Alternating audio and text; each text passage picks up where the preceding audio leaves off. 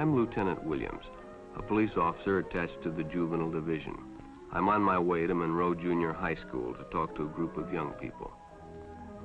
That looks innocent enough, doesn't it?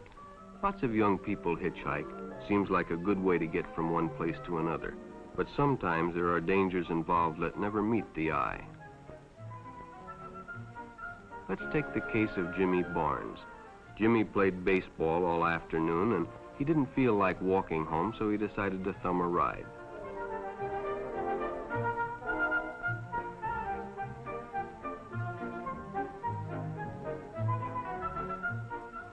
He'd done it 100 times before, and he didn't think anything was unusual when the driver struck up a friendly conversation. In fact, he seemed like a real nice guy. He asked Jimmy if he played baseball in the park often. Jimmy told him they practiced 3 times a week and played a rival group on Friday afternoon. The stranger was a good listener, too, and it only seemed minutes before they pulled up in front of Jimmy's house.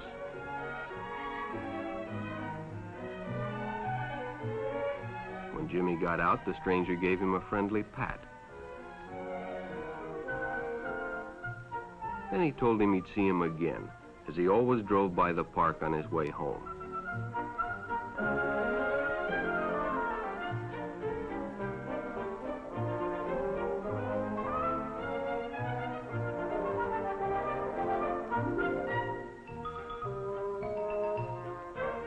Sure enough, the following day, when Jimmy finished playing ball, well, the man was there waiting.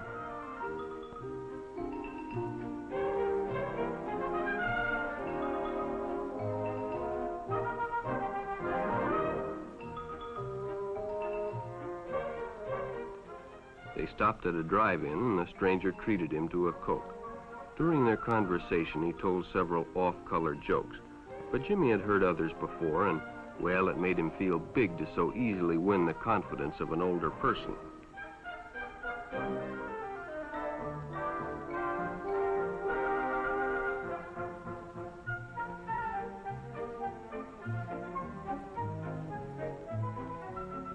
The following Saturday, they went fishing together.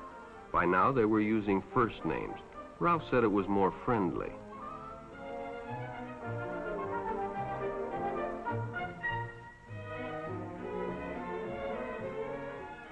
Jimmy hadn't enjoyed himself so much in a long time. Then during lunch, Ralph showed him some pornographic pictures. Jimmy knew he shouldn't be interested, but, well, he was curious.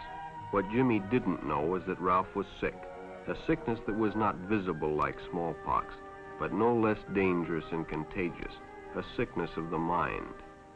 You see, Ralph was a homosexual, a person who demands an intimate relationship with members of their own sex.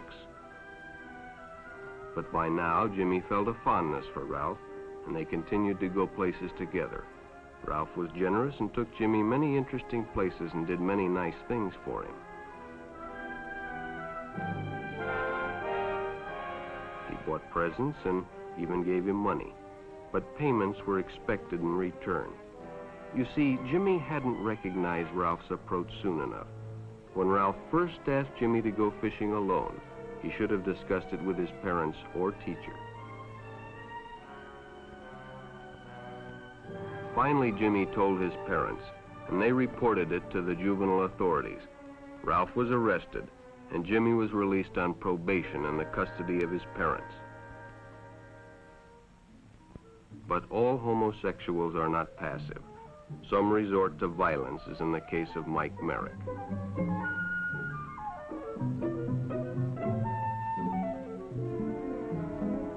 In the heat of competition, no one noticed the man who sat and watched.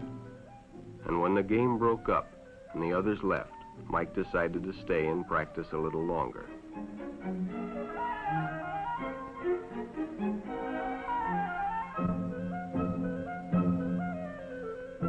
The stranger joined him. He was friendly and, well, it was better than playing alone. But after a few shots, Mike realized he had already overstayed his time and suggested he better leave. The stranger told him if he'd like to stay longer, he'd be glad to drive him home when they finished. Sounded great to Mike. Chance to play longer and get a ride home, too.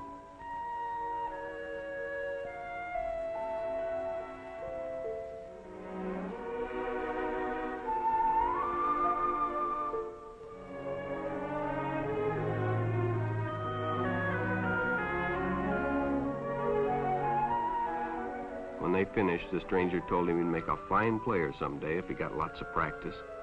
The companionship, the praise, the friendly attitude dispelled any misgivings Mike might have had about going with a stranger. He probably never realized until too late that he was riding in the shadow of death. But sometime that evening, Mike Merrick traded his life for a newspaper headline.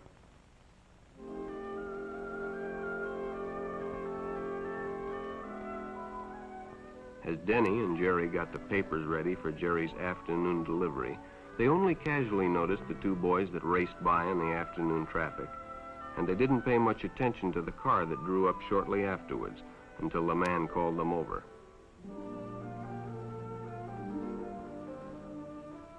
Had two boys been by on bicycles? The boys nodded they had. Could they recognize them if they saw them again? Well, Denny guessed he could. Then hop in, the man said. Those are stolen bikes. Without giving it another thought, Denny got in and the car sped away. Jerry watched. He'd been told many times, if a friend got in a car with a stranger, to write down the license number. It didn't seem to apply, but, well, fortunately, he marked it down.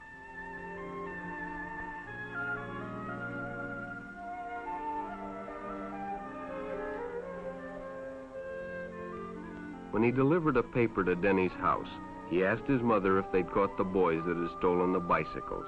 Denny hadn't returned, so he told her the story and gave her the paper with the license number.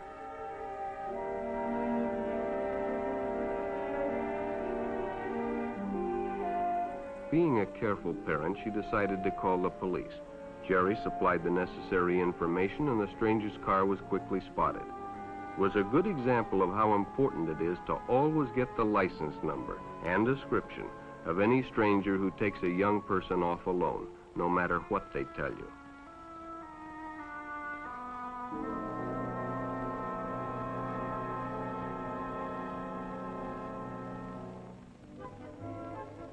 Public restrooms can often be a hangout for the homosexual. Bobby and his friends hadn't noticed the man who had been in the restroom when they changed, and as it was late, he suggested they take the shortcut under the pier, but the others preferred to take the more traveled way home.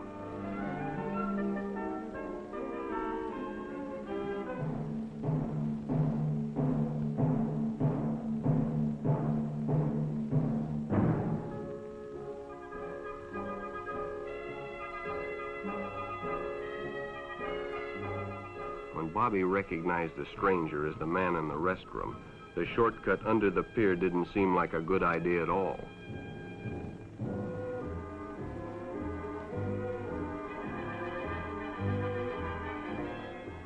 After all, it's more fun to stay with your friends anyway. Bobby had made a wise decision. It may have saved his life. The decision is always yours, and your whole future may depend on making the right one. So no matter where you meet a stranger, be careful if they are too friendly, if they try to win your confidence too quickly, and if they become overly personal. One never knows when the homosexual is about.